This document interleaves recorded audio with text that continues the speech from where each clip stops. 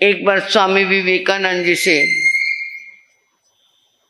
America वालों ने, जब वो वहां पर एक सम्मेलन में गए तो एक प्रश्न रखा, भारतीय संस्कृति आत्मा और परमात्मा को मानती है, परंतु आत्मा है क्या और परमात्मा किसे कहते हैं? आत्मा परमात्मा को अलग करने वाली जो चीज है माया, उसे क्या कहते हैं? केवल एक एक लाइन में इसका जवाब देना है, लंबा चौड़ा नहीं देना। आत्मा किसे कहते हैं? किसे कहते हैं?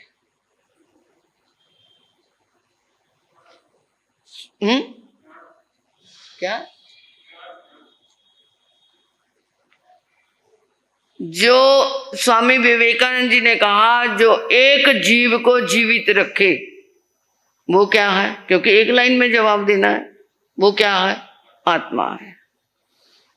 जो पूरे ब्रह्मांड में जीवों को शक्ति दे, वो परमात्मा है। और जो आत्मा और परमात्मा के बीच में रुकावट पैदा करे, उसे माया कहते हैं।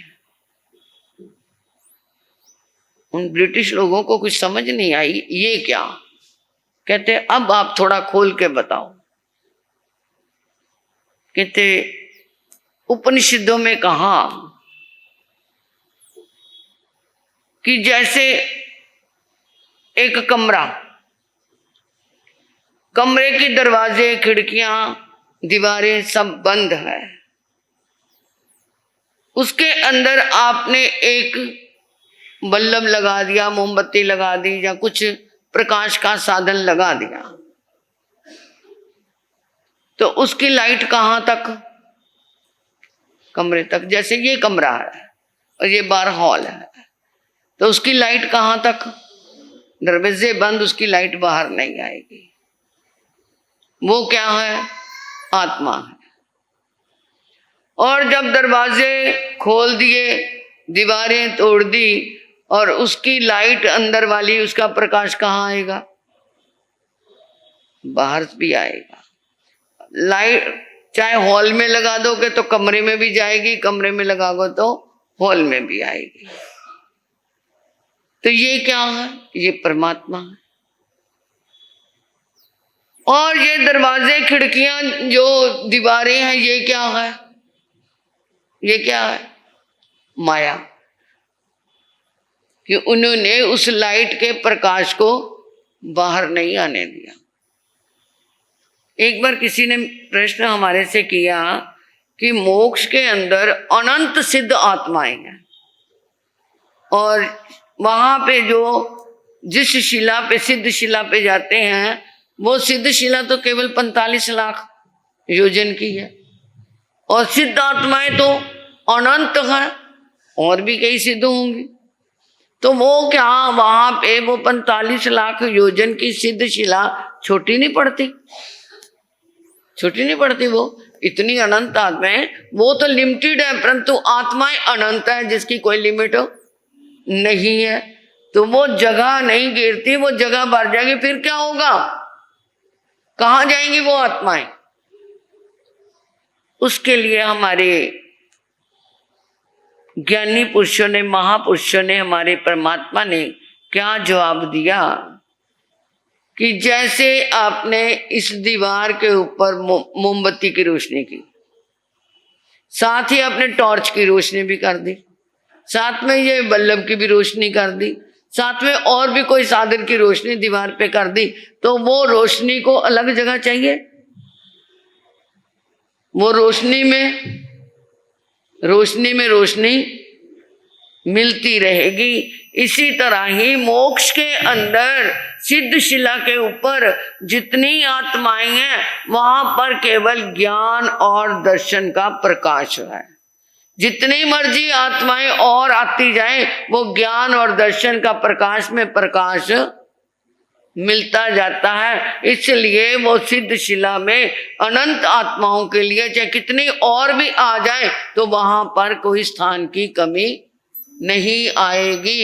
इन दीवार पे कितनी तरह का प्रकाश डाल दो, परंतु दीवार तो उतनी ही है ना। इसी तरह सिद्ध शिला में चाहे अनंत अनंत भी आत्माएं आ जाए तो भी कमी आने वाली नहीं है। तो जिस तरह वो कमरे का प्रकाश और हॉल में आ गया, हॉल का प्रकाश कमरे में आ गया, फिर दरवाजे बंद कर दिए तो कमरे का कमरे में रह गया, हॉल का। तो ये आत्मा में परमात्मा में मिलने के लिए बाधक कौन है? ये दीवारें और ये माया। संसार की दृष्टि से माया और बाहर की दृष्टि से ये दीवारें हैं। नदी बह रही है, उस बहती हुई नदिया में से एक मटका पानी का भरा आपने और नदी में ही छोड़ दिया। नदी में से पानी भरा और नदी में ही वो मटका भरा हुआ छोड़ दिया। और वो क्या है, जो नदी के अंदर मटका जा रहा है, वो मटके वाले ने जिसने पानी भर के छोड़ा, वो कहता मेरे मटका का पानी जा रहा है, मेरा मटका जा रहा है, मेरा मटका जा रहा है। तो वो पानी किसका है, मटके का या नदी का है? जब वो अपना मटका निकाल लेगा तो बाद में वो क्या कहेगा, ये पानी पानी मेरा है। और वो नदी में बहते तो भी क्या कहते हैं, मटके में पानी है, नदी का नहीं कहलाते। और जिस समय क्या है, वो मटका टूट गया तो पानी पानी में मिल गया। फिर कोई कहेगा ये मटके का पानी है, अलग करके दिखा दो, दिखा दोगे? अलग करके दिखा नहीं सकते। फिर कितने भी बड़े बड़े बलवान आ जाएं, कितने भी दार्शनिक आ जाएं, फिर भी वो मटके के पानी को उसमें से अलग से बता नहीं सकते कि ये पानी मटके का है और बाकी पानी नदी का है। ऐसा नहीं कह सकते। कबीरदास जी ने कहा, जल में कुंभ, कुंभ में जल है, बाहर भीतर पानी, फूटा कुंभ जल जल ही समाना, ये तथ कथे ज्ञानी। जल में कुंभ, कुंभ में जल है, जल में घड़ा और घड़े में पानी है, और घड़ा फूटा, पानी पानी में समा गया। कर्मों रूपी दीवारें टूटी तो ये आत्मा परमात्मा में मिल गई। मटका जब तक दीवार में बंद था, पानी मटके की मिट्टी में बंद था, तब तक वो मटके का पानी कहला रहा था। और जहीं वो मिट्टी का रूप टूटा, मटका टूटा, तो वो पानी पानी में समा गया। कर्मों की दीवारें टूटी तो हमारी आत्मा परमात्मा में मिल गई। बस इसको रोकने वाली कौन थी? ये मिट्टी की दीवार थी। इसी तरह ही ये आत्मा ही में ही परमात्मा का वास है।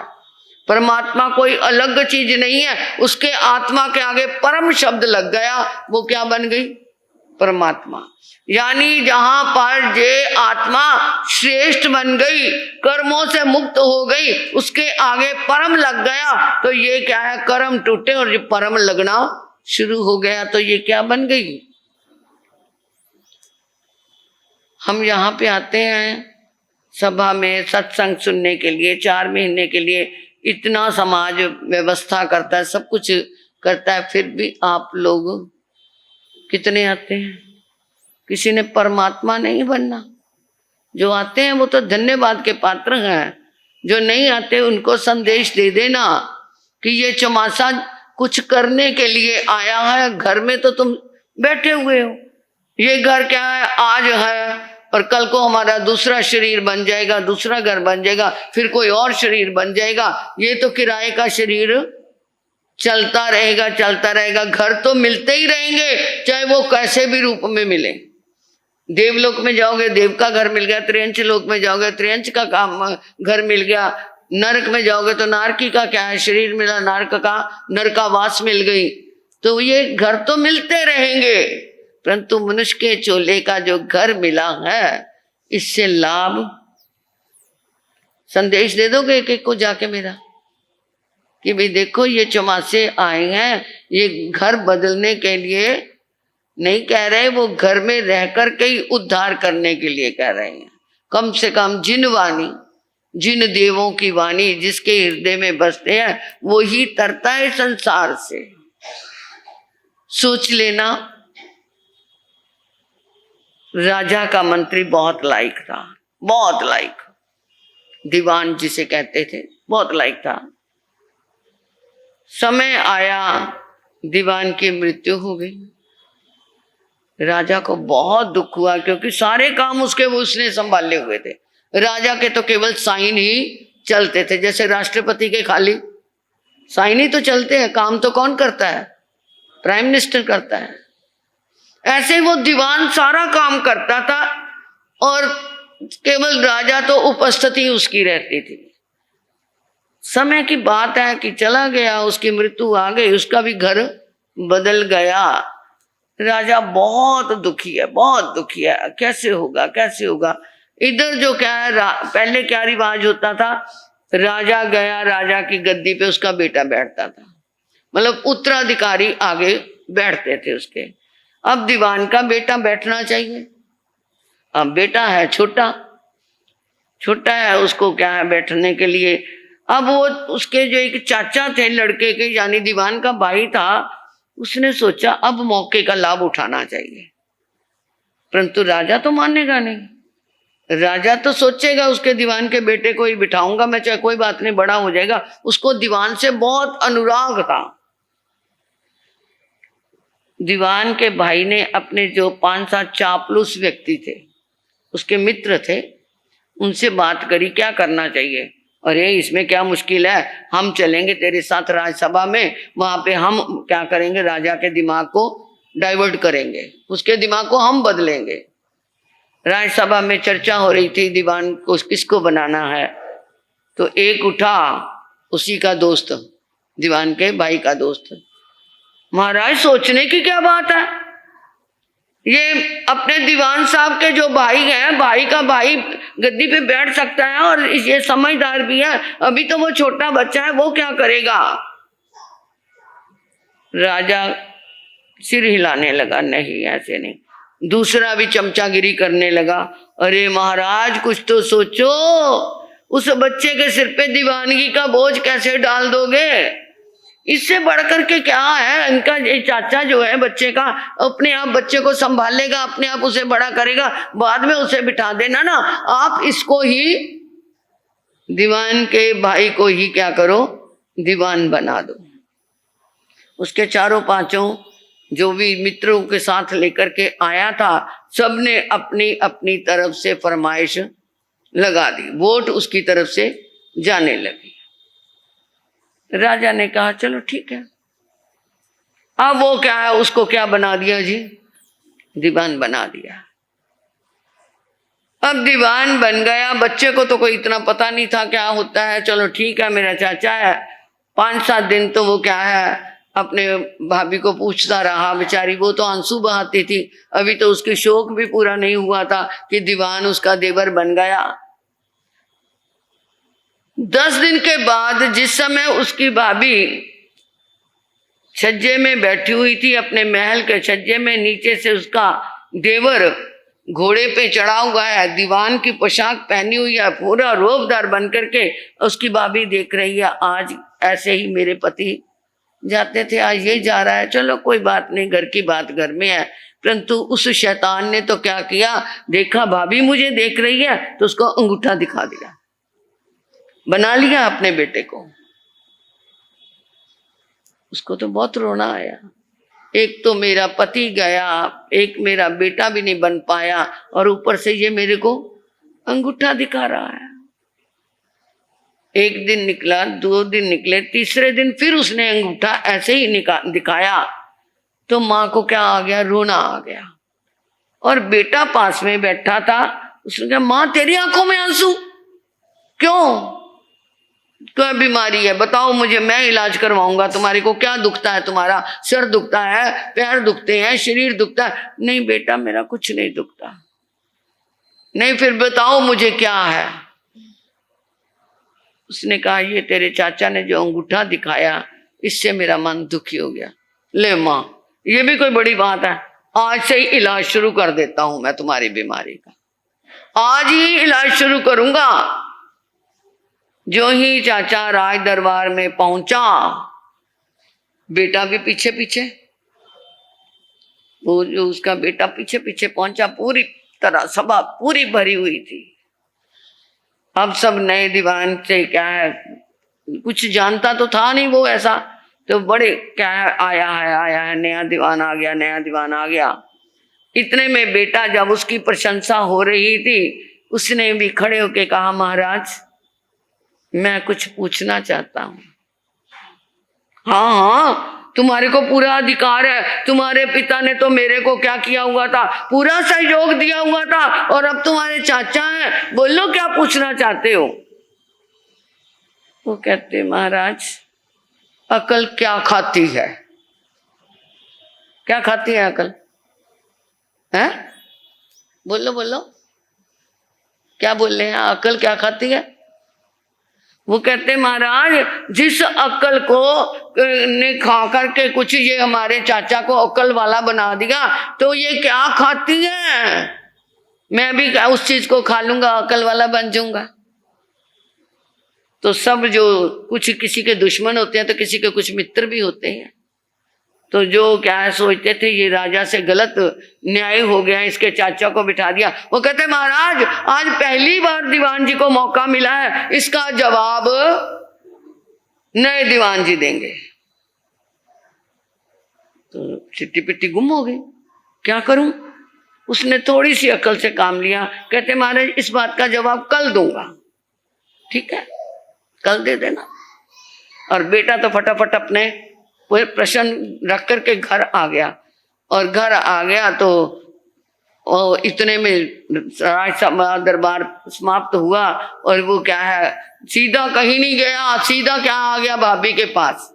मिठाइयाँ लेके आया, कपड़े लेके आया, और क्या है बच्चे के लिए कुछ चीजें गिफ्ट वगैरह लेके आया। भाभी क्या हाल है तुम्हारा? इतने दिन में दरबार में नया नया था ना, बिजी रहा, तेरे से पूछ नहीं सका, कैसे है, कुछ चीज की जरूरत नहीं? भाई कुछ नहीं चाहिए। अरे वो कहाँ है मेरा लाडला? अब वो क्या कहता है, मेरा लाडला कहाँ है वो, उसके लिए मैं देखो कितने खिलौने लेके आया हूं। तो इतने में वो अंदर से बाहर आया। कहते, चाचा जी धन्यवाद आपका, मेरे लिए इतना कुछ लेकर के आए हो। तो बेटा वो अकल क्या खाती है? बस ये बात पूछनी थी, अकल क्या खाती है? अकल तो गम खाती है। अकल वाला वही होता है जो क्या खाता है, बात को पी जाता है, क्रोध को पी जाता है अपने अंदर। क्योंकि जो जितना गहरा होगा, समुंदर गहरा होता है, उसी के अंदर वो हीरे मोती होते हैं। किसी तलैया के अंदर देखे, तालाब के अंदर नहीं मिलेंगे, समुंदर में ही मिलेंगे। चाचा जी अकल गम खाती है। अच्छा, अब वो पूछ के चला गया। अब दूसरे दिन वो महल के नीचे से निकला, ऊपर देखा जरूर, परंतु अंगूठा दिखाने की हिम्मत नहीं हुई। उसने कहा, माँ बीमारी में फर्क है? हाँ बेटा मेरी बीमारी में फर्क है। अब पीछे पीछे वो चला गया। आज तो राज्यसभा में और भी दुनिया आई हुई थी कि नए दीवान से पूछेंगे क्या है, क्या जवाब देता, क्या जवाब देता, क्या जवाब देता। अब वो जाते ही उसने, जब राजा ने कहा, दीवान साहब कल का प्रश्न का उत्तर अकल क्या खाती है, वो बेटा भी आया हुआ है सुनने के लिए। हाँ हाँ चाचा जी जल्दी बताओ, ये शो नहीं कराया कि मेरे से ही पूछा हुआ है। एकदम खड़ा हो गया अहंकार से कि मुझे तो प्रश्न का उत्तर आता है। वो कहते, महाराज अकल गम खाती है। बेटा कहता, बड़ा बड़ा शुक्रिया चाचा जी, आपका बहुत शुक्रिया, बस मेरा एक और प्रश्न है, अकल कहाँ रहती है? कहाँ रहती है जी अकल? अकल कहाँ रहती है? अब वो चाचा से फिर पूछा, सब कहते यही जवाब देंगे। वो कहता फिर कल को बता दूंगा। अब वो क्या है, फिर सीधा ही पहले बड़ा गुस्सा चढ़ा, आज इसको तो मैं पूरी तरह बता के आऊंगा, ये रोज रोज मेरे पीछे पड़ गया, ये हरामजादा मेरे पीछे क्यों पड़ गया। अंदर अंदर बड़बड़ाता, परंतु घर जाके क्या है, चाची के भाभी के सामने हाथ जोड़ रहा है, भाभी कोई कमी तो नहीं? नहीं बेटा कोई कमी नहीं, जिस चीज की जरूरत हो मुझे बता देना। कहाँ है वो मेरा प्यारा प्यारा भतीजा? वो आया, चाचा जी क्या बात? अरे क्या खाती है, क्या कहाँ रहती है अक्ल? कहते अक्ल चाचा जी जबान पे रहती है। अक्ल कहाँ रहती है? सुन लो, जो बिना सोचे समझे बोलते रहते हैं, जो कोई समझदारी से बोलता है वो कहते कितना अक्ल वाला है, कहते हैं ना। और पढ़ा लिखा भी क्या हो करके बेवकूफों की तरह बोल ले तो उसे क्या कहते हैं? अरे पढ़ लिख करके भी तूने तो मिट्टी में गवा दिया, तूने तो क्या है, गधे के बराबर भी तेरे पास अक्ल नहीं है। तो वो क्या है? अक्ल जैसा इंसान बोलेगा वैसे पता चल जाएगा कि इसके अंदर कुछ समझदारी है या नहीं। कहता अच्छा चाचा जी सोच के बोलना, वहां पर भी तुम्हारी अक्ल का वहीं पे पता चलेगा कि अक्ल कहाँ है, आप कितने अक्ल वाले हो। आ गया, फिर दूसरे दिन तैयार हुआ। अब वो महल के नीचे तो निकला, परंतु ऊपर भी देखने की उसकी हिम्मत नहीं हुई। कहता माँ कैसा है बेटा? ठीक हूं, बस एक इंजेक्शन और लगाना, 3 का कोर्स है मेरा, 3 का कोर्स है मेरा, बस एक इंजेक्शन और लगेगा, 2 तो लग गए हैं। अब वो दीवान जी फिर खड़े हो गए, सबने पूछा क्या क्या क्या जवाब दो, जवाब दो। वो कहते हैं क्या जवाब? अक्ल जबान पे रहती है, इंसान के बोलने से पता चल जाता है ये कितनी अक्ल वाला है। पढ़ा लिखा होकर के भी कई बार हम गांवों में बिहार करते हैं ना, जी करके बोलते हैं, तो कहते हैं सब हमारी सभ्यता का निवास ग्रामों में है। बहुत प्यार से बोलती हैं कई बहनें, और कई क्या है पढ़े लिखे, कहाँ से आए हो? पढ़े लिखे भी ऐसे बोल लेते हैं। तो उसकी पढ़ाई लिखाई तो किताबों तक है, सिर्फ किताबी ज्ञान किया और कोई जीवन के अंदर उसका कोई ज्ञान नहीं है। जब उसने कहा अक्ल जबान पे रहती है, तालियां बज गई, एकदम धन्य धन्य धन्य धन्य के जयकारी लगने लग गए। अब वो लड़का तो वहां से जाना था, उसने कहा बस एक प्रश्न का उत्तर और दे दो चाचा जी, कल से नहीं आऊंगा। ये मेरे पीछे पड़ गया, कैसा है अंदर अंदर वो सोच रहा है। कहते अक्ल पहनती क्या है? पहले क्या है, खाती क्या थी, रहती कहाँ है, और पहनती क्या है। अब वो चाचा तो बड़बड़ाता हुआ, परंतु आज तो उसने जबरदस्त सामान लिया और भाभी के चरणों में पहुंच गया। भाभी कहाँ है? उसने अपनी माँ को पहले ही समझा दिया था कि कह देना घर पे नहीं है।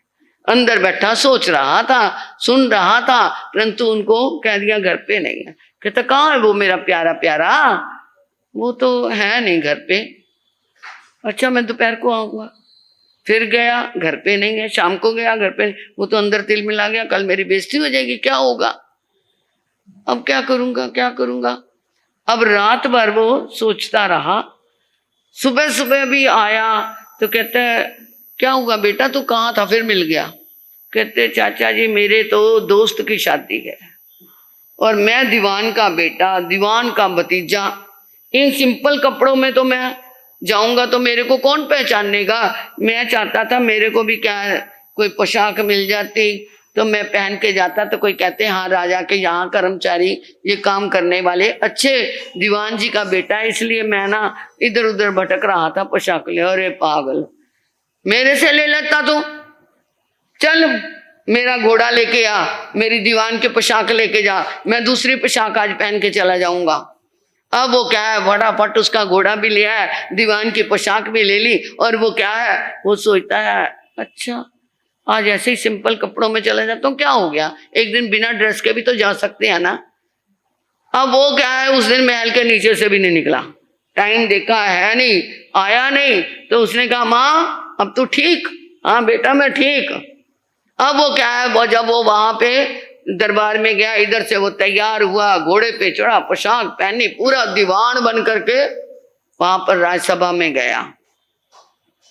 उसने देखा ये तो इसने प्रश्न का उत्तर तो दिया ही नहीं, मैंने पूछा था तो इसने कहा था मैं थोड़ी देर में बताऊंगा, इसने तो मुझे बताया ही नहीं, अब क्या होगा, चलो कोई नहीं देखता हूं। अब वो राज्यसभा में फिर गए, सब पूछने लगे दीवान जी अकल क्या पहनती है।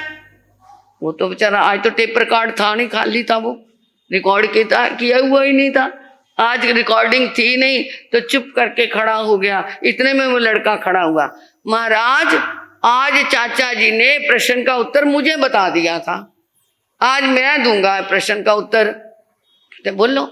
कहते महाराज अकल राजा की दी हुई पोशाक पहनती है, अकल राजा की दी हुई पोशाक पहनती है। ये क्या मतलब? महाराज मैं आपसे अकेले में बात करूंगा, घर की इज्जत घर में रहे तो अच्छा है, मैं अपने घर की इज्जत खोना नहीं चाहता। जो अपने घर की इज्जत बाहर बात करते हैं ना, वो कभी घर के बन नहीं सकते, फिर घर वाले उनको अपना कभी समझ नहीं सकते। करके भी बात को बदल जाए हमने नहीं की तो किसी ना किसी दिन तो वो बात निकल ही जाएगी। राजा ने कहा चलो बेटा अंदर बैठते हैं। मंत्री भी साथ में गया, राजा भी साथ में गया और वो लड़का भी गया। कहते महाराज आपने इनको दीवान बना दिया, इन 4-5 उसके मित्रों के कारण। ये मेरी माँ को बहुत दुखी करता था, अंगूठे दिखाता था, आंखें तरेड़ता था, तो ये प्रश्न के उत्तर मैंने जानबूझ के इनको मैंने ही दिए, इनका कोई भी उत्तर नहीं था। राजा तो ऐसी आंखें फाड़े देखता रहा, ये क्या हो गया। कहते महाराज अब ये 2 दिन से थोड़ा सा मामला ठंडा हुआ है कि ये माँ को परेशान नहीं करते, वरना ये ऐसे ही करते हैं। आज मैंने इनको प्रश्न का उत्तर नहीं बताया था तो इसलिए मैंने घर की इज्जत को संभाल लिया कि चाचा ने मेरे को बता दिया था, मैंने इस तरह ये क्या है इनसे पोशाक ली, आपने तो नहीं दी, मैंने अपनी अकल से। तो अकल क्या पहनती है? राजा की दी हुई पोशाक पहनती है। राजा तो एकदम हैरान हो गया, उसी समय उसको निकाला कि तूने ऐसे किया। अब वो क्या है, राजा ने अपनी तरफ से उसको एक ड्रेस दी, नया घोड़ा दिया और कहता आज से मेरा दीवान यही बच्चा होगा। और वो उसी राजा के दिए हुए घोड़े पे नई पोशाक पहन करके वापिस आया और माँ इंतजार कर ही रही थी, पता नहीं क्या होगा। जा करके माँ के गले लग गया। माँ अब कैसे है, बीमारी ठीक? बेटा अब तो मेरे को बीमारी कभी आएगी भी नहीं। अब वो कहते हैं ये प्रसंग तो बाहर का है, आत्मा है लड़का, आत्मा है लड़का और परमात्मा है राजा। इनको बीच में दूर करने वाला कौन था? माया रूपी दीवान। परंतु आत्मा ने पुरुषार्थ करना छोड़ा नहीं। और गुरु कौन है? उसकी माँ, क्योंकि माँ ने बताया कि ये क्या है, इसी के कारण परेशानी होती है, इसलिए समझ लो जो अपने गुरु को खुश करने के लिए आत्मा काम करती है वो कभी विफल नहीं हो सकती। वो कहते हैं ना, आप गुरु के पास, गुरु के चरणों में जाओ तो दिमाग बंद करके जाना। गुरु के चरणों में जाओ तो दिमाग बंद करके जाना, वहां पर बुद्धि और तर्क का सहारा मत लेना। गुरु के दर पे जाओ तो दिमाग बंद करके जाना और गुरु की वाणी सुनो तो कान खोल लेना। वाणी सुनो तो कान खोल लेना। गुरु के लिए जाओ, गुरु के अर्पण करने के लिए जाओ, गुरु की सेवा करने के लिए जाओ तो घड़ी बंद कर लेना कि मैंने कितनी देर वहां पर बैठना है, समायिक में क्या है, कितना समय हो गया, कितनी देर हो गई। गुरु के पास सेवा के लिए जाओ तो घड़ी बंद कर लेना। और गुरु को अर्पण करना हो कुछ तो दिल खोल लेना। गुरु को अर्पण करना हो तो दिल खोल लेना। और गुरु की वाणी पे विश्वास करना हो तो क्या कर लेना, आंखें बंद कर लेना। वो कहता है मैं तेरे पे विश्वास करता हूं, आंखें आंखें बंद करके तेरे पे विश्वास करता हूं, कहते हैं ना। तो गुरु की वाणी पे विश्वास करना तो आंखें बंद कर लेना, गुरु की विनती के लिए जाओ तो झोली खोल लेना। तो उसने भी अपनी मां को गुरु के रूप में उसकी आंखों के आंसू मिटाने के लिए उसने ये पुरुषार्थ किया। तो आत्मा ने उस माया रूपी दीवान को क्या कर दिया, दूर कर दिया और परमात्मा रूपी राजा से मिल गया। तो आपने कब से प्रयास करना है? अब क्या आ रहे हैं? परम पॉल्यूशन, केवल आत्मा की साधना के परम पॉल्यूशन है, उसमें कहीं नहीं। उसमें तो हम खाना भी कहते हैं कम कर दो, खाना पीना भी क्या कर दो, मर्यादा में कर दो या छोड़ दो। ये सिर्फ आत्मा के ऊपर लगी हुई कालिमा को दूर करने वाले परम पॉल्यूशन आ रहे हैं। तो उसकी तैयारी हो रही है शुरू। अठाइयों के लिए तैयार हो रहे हो, तेले बिल्ले के लिए तैयार हो रहे हो। जाप भी भाई, आज युवक मंडल के कौन से आए हुए बच्चे? आज नहीं आए, छुट्टी नहीं है ना। रात का जाप हमारे कौन करेंगे? आप सब भाई मिलकर के, युवक मंडल मिलकर के जितने हैं वो, एक तो नवकार मंडल को ले लेना, अपने युवक मंडल को ले लेना और अपनी सभा को ले लेना। एक एक दिन चेंज करते रहना। तो इस तरह जाप, 2 जने बड़े पे रहेंगे यहाँ पे साथ में, 2 या 4 जने। अगर बच्चा कोई नींद में है तो जो 4 जने होंगे वो उनको संभालते रहेंगे। और दिन का जाप हमारी बहनें आई हुई मंडलों की, कोई अध्यक्षा मंत्री जी अपने मंडल की ड्यूटियां लगा देना कि इतने बजे से इतने बजे तक आप करेगा। अभी से लिखने शुरू कर दो, जो घंटे नहीं है मुझे बता देना, मैं लिखवा दूंगी, वो मैं लिखवा दूंगी, आप लिखने शुरू कर दो। ये परम पॉल्यूशन आ रही है। और शनिवार और इतवार, ये आज बुधवार हो गया, 2-3 दिन बीच में है, वास्तु दोष निवारण की क्लास रहेगी।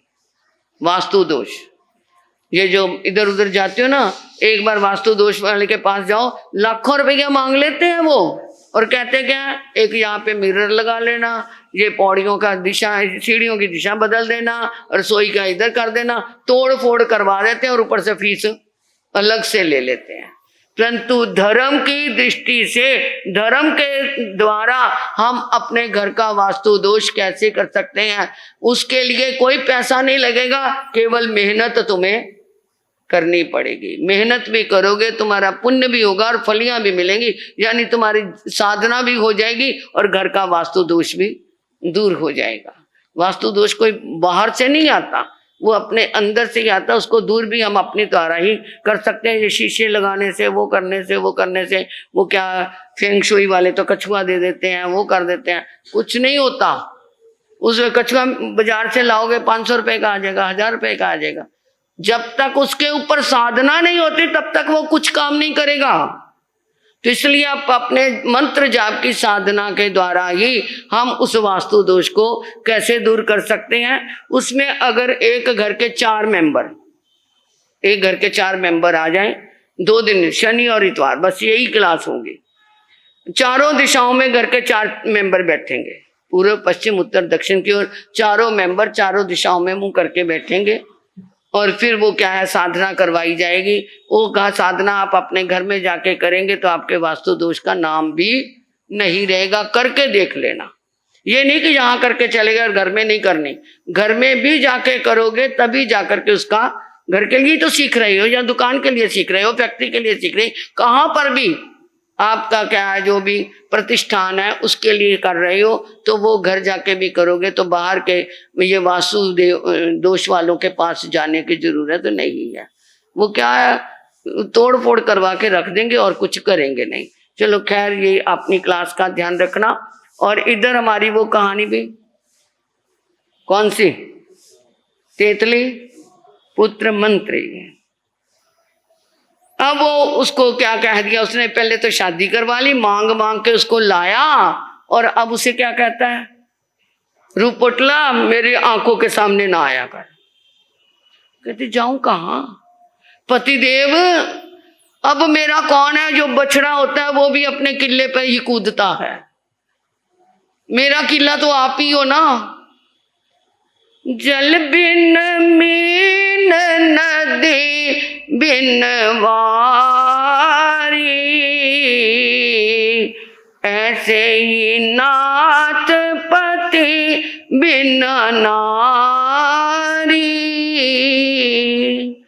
जल के बिना मछली का कोई स्थान नहीं है और पानी के बिना नदी का कोई रूप नहीं है।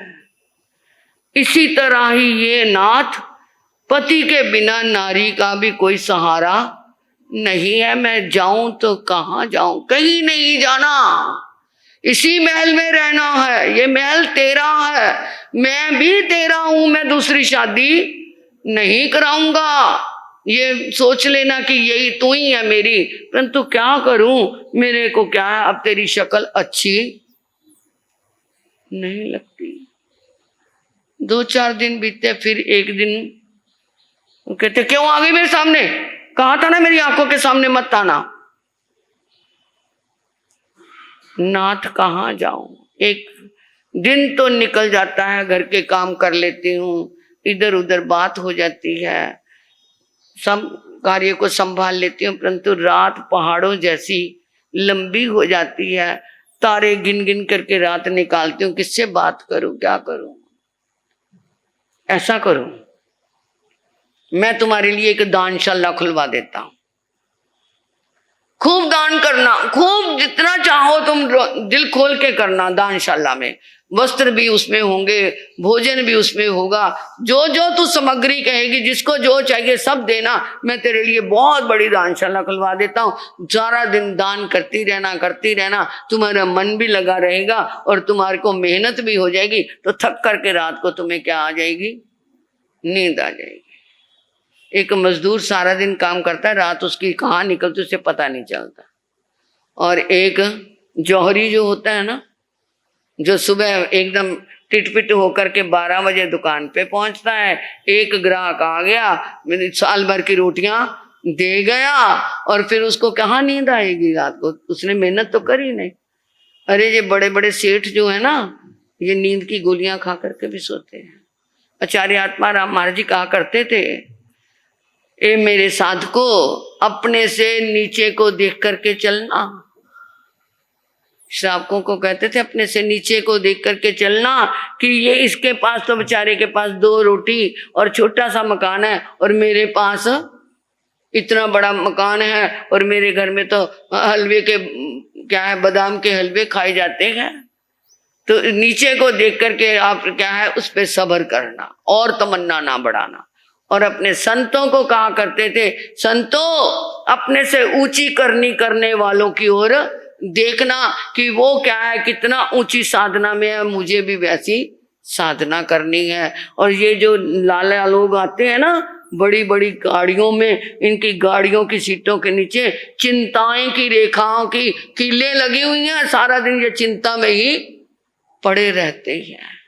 तो वो तेतली मंत्री अपनी पत्नी रूप पोटिला को कहता है कि मैं तेरी दानशाला खुलवा देता हूं, थक जाया करेगी, आराम से नींद आ जाएगी। ठीक है, अब उसने दानशाला खुलवा दी। अब जो भी आते हैं, पूरी नगरी वालों का भी शोर मच गया कि वहां पे सब कुछ मिलता है, कपड़े की जगह कपड़ा मिलता है, खाने की जगह खाना मिलता है, मिठाई की जगह मिठाई मिलती है, दवाई की जगह दवाई भी मिलती है। तो वहां पर भीड़ लगनी शुरू हो गई। अब भीड़ लगनी शुरू हो गई। एक दिन जैन साध्वियां उधर सुव्रता साध्वी की शिष्याएं गोचरी के लिए निकल रही थी। उसने सुना हुआ था कि ऐसी जैन साध्वियां होती हैं, देखा नहीं था, उनको बेनती करके लेके आई, पधारो मेरी दानशाला को पवित्र करो। एक की तरफ से ही चलती थी तो वहां से लेना उनको चलता था, तो उनको आहार दिया, और जब वो पात्रे संभाल के जाने लगी तो आगे खड़ी हो गई, मेरा एक काम करके जाओ। क्या? मुझे पति का वशीकरण मंत्र दे दो। मैं अपने पति को वश कैसे करूं? वशीकरण मंत्र चाहिए भाई, वशीकरण मंत्र चाहिए। वो कहते क्यों? मेरा पति मेरी शक्ल भी देखना पसंद नहीं करता, मेरे को अपनी आंखों के सामने भी नहीं आने देता। अपनी पसंद से शादी की थी, सारा रोना जो अंदर था वो रो दिया। वो साध्वियां देख के हैरान, इतनी सुंदर, इतना कुछ इसके पास, और फिर भी इसका पति इसकी शक्ल देखना नहीं पसंद करता, ये क्या बात है? तो उन्होंने कहा, देख बहन, हम गुरनी से गोचरी की आज्ञा लेकर के आए हैं, केवल गोचरी लेके जाएंगे। ये बात तो जाकर के हमारी गुरनी से ही बाहर हम रुके हुए हैं उद्यान की तरफ, क्योंकि पहले साधु तो जंगलों में रहते थे, साधुओं को शहरों के बाहर में उनके लिए कोई ना कोई जगह मिल जाती थी, तो वहां पे आ जाना। कहते ठीक है। वो साधुआं आगे आगे गई तो वो पीछे पीछे, वो भी पहुंच गई। उन्होंने आहार दिखाया, वो गोचरी करने लगी। तो उन्होंने कहा, गुरनी जी से प्रार्थना की कि एक जिन्हों की ये दानशाला है, उसके जो क्या है दान देने वाली वहां की मालकिन है, वो भी आई हुई है, आपसे बात करना चाहती है। अब वो क्या बात करेगी और वो सुव्रता आर्या उनको क्या समाधान देगी, वशीकरण मंत्र क्या देगी? वो लेना है तो तुम भी सुन लेना वशीकरण मंत्र, कि क्या वो वशीकरण मंत्र देगी, वो आप सुनेंगे, पता चलेगा